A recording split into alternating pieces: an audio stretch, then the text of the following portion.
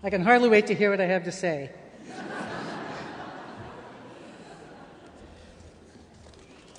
I came to Adelaide not knowing much about you. I'd gotten an email saying, purporting to be from the Chief Justice of South Australia, and I looked at it, and I said, why in the world would the Chief Justice of South Australia be writing to me? And I almost deleted it as spam. Just imagine, I would have kicked myself for the rest of my life. Luckily, I opened it, and here we are almost 2.5 years later, ending up my second visit with you. I found some fabulous things about Adelaide. First of all, the A-tier office and program, as you've already heard, the first of its kind. As I've traveled around since starting this journey to be with you, people all over the world have said to me, why don't we have one of those? I said, I don't know. You'll have to go to Adelaide and get it figured out. You're known as the festival city. You have over 400 festivals a year.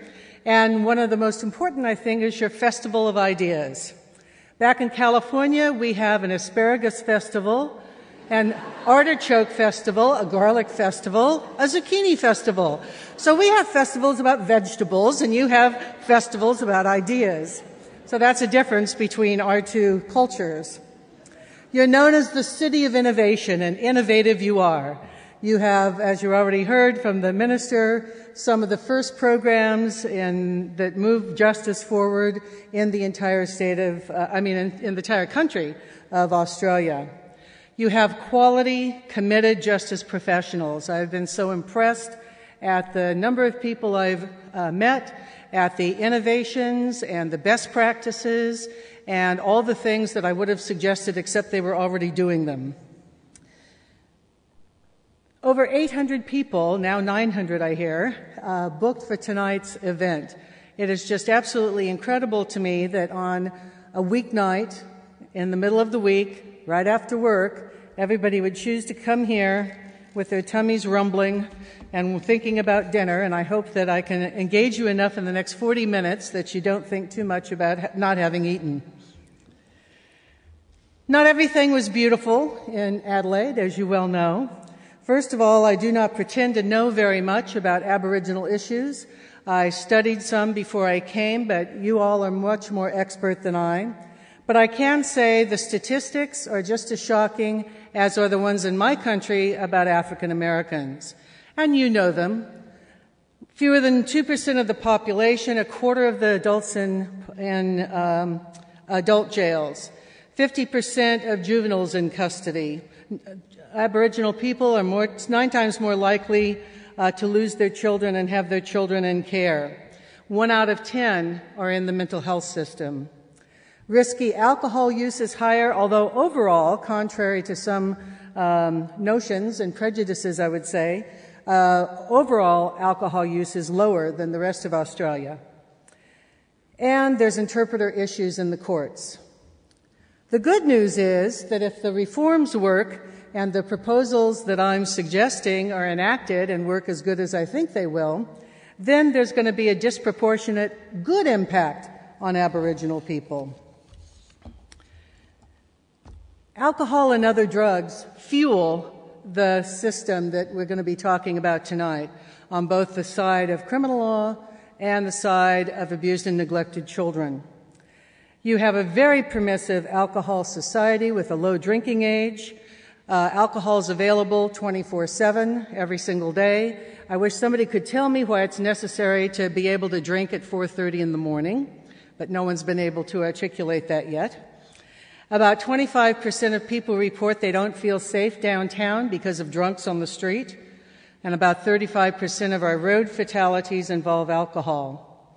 56% of men and 41% of women arrested in Adelaide admit to heavy alcohol drinking within the last 30 days. Then there's illicit drugs. 40% of South Australians have used an illicit drug. You have slightly higher rates of marijuana and methamphetamine and smaller rates of ecstasy and cocaine than the rest of Australia. About 23% of the drivers on the road, that means as you go home tonight, 1 in 4 cars coming at you is positive and has drugs on board. and I mean in the system of the driver, not in the floorboards. There are recent meth seizures in Sydney, both in January and in March, that tells me that we're in real trouble, let alone that you're already manufacturing it here in South Australia, and that the meth epidemic has not peaked yet. The good news with that is we know how to deal with it. We have excellent treatment protocols, and my court was one that was in a national study that showed the best possible modality is a combination of a good treatment program plus the coercive power and the administration of the court in dealing with people who have lost their lives, really, and certainly their control over methamphetamine. There's also a bias against mandated treatment, even though I try to keep explaining that people in drug treatment court have an option. They can opt out of a drug court and go through the regular system, so it's not really mandated, but that argument goes round and round. Another thing I found is trial delay and case management issues. Victims can wait up to 4 years for a major case to be finalized. Courtrooms are empty when cases plead out on the first day, and what I mean by that is, in just a little snapshot, 50 cases were followed. In 41 of the cases, the defendant entered a guilty plea on day one of the trial, which is, of course, after the jurors had been summoned, after everything had been put in place, after the entire machine chugging towards trial had reached its climax. Then what can you do? You can't call somebody else in because they're not prepared, so the courtroom time is wasted. And we're finding that people are remanded in custody for too long, and I'll talk about that again in a moment. An absolute tragedy is the situation with children in foster care.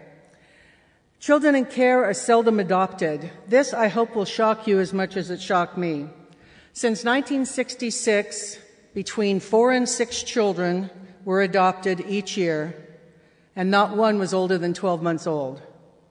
So if a child is taken away from his or her parents after the age of 1, at least with 15 years of experience, that child will never be adopted and never go back to their own family as well, because half the times they don't. They can have multiple placements, again, disproportionate numbers of Aboriginal children in care, and 13 times as likely to be found in need of care as non-Indigenous children. We have incomplete or erroneous information about the justice system. The A-team was talking about that today, and I'm going to talk about them a little bit later. What that engenders is a loss of public trust, confidence, and respect for our courts and our justice system. 70% of South Australians say they have no or not very much confidence in the courts and the legal system. And that's just heartbreaking. That's terrible. We have a lack of civics education, a lack of understanding about how our government works, and we're still using 20th century communications in the 21st century. So tonight I'm going to talk to you about just 4 approaches, because otherwise we'd all still be sitting here and you'd be leaving and to go have dinner, and I still wouldn't be through talking. So I'm limiting myself to 4 approaches tonight. Number 1, building safer communities. Number 2, fair, timely, and economical justice. Number 3, protecting the next generation. And finally, 4, understanding the third branch of government.